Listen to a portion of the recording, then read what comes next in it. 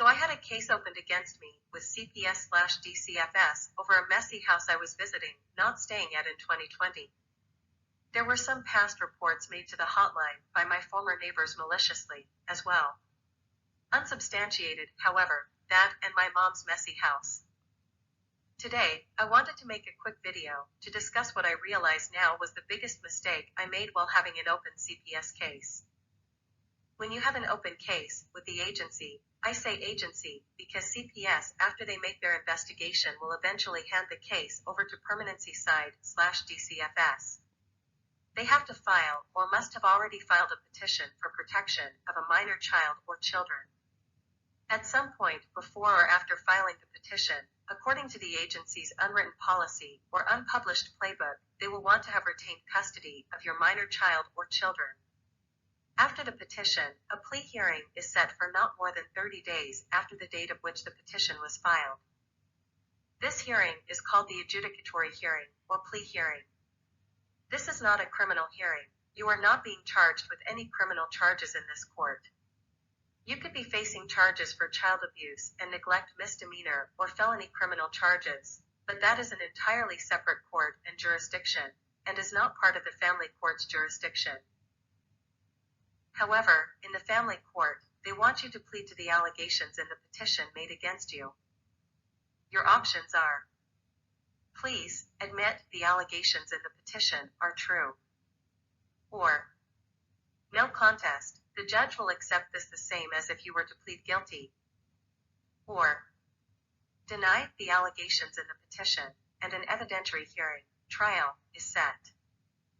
Right here, at this very juncture, is where I made the grandest mistake. I pled no contest.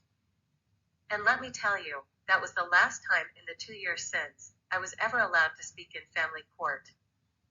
Now, I didn't really consider to plead not guilty or deny the allegations, because I felt that I couldn't deny the fact that I was caught up with at a messy house with my kids.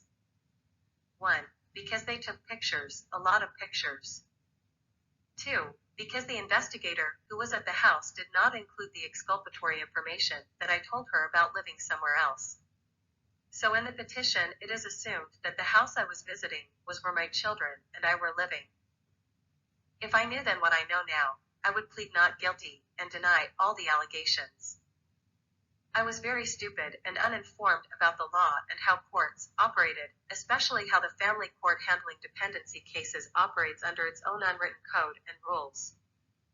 I was wrong about what it was I was pleading to. Call me stupid, yes, I sure was. Because how I looked at how I was pleading was absolutely not remotely related to the idea of the courts when accepting my plea. What I was actually pleading to was whether or not I was admitting guilt of child abuse or neglect of my children. But I didn't understand what I was pleading to at the time, and with that, I thought pleading no contest, that it would be fine, and that I would be able to work with the agency to get my children back. That was the wrong thing to assume, or should I say outcome to expect. What has happened instead was worse than I ever realized. The adjudicatory hearing is your best opportunity to be heard. You must plead not guilty or deny the allegations. So, you can have an evidentiary trial set where you can dispute all the allegations against you and to clear up any misrepresentations that they got wrong about you. Trust me. Thanks for watching.